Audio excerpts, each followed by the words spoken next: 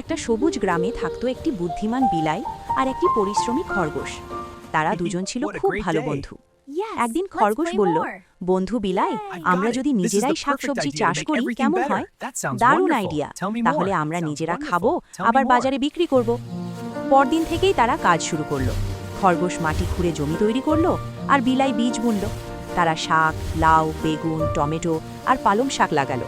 প্রতিদিন সকালে খরগোশ গাছে জল দিত, আর বিলাই আগাছা পরিষ্কার করত।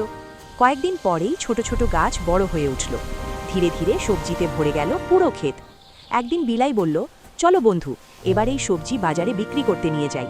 দুজন মিলে ঝুড়িতে সবজি ভরে বাজারে গেল।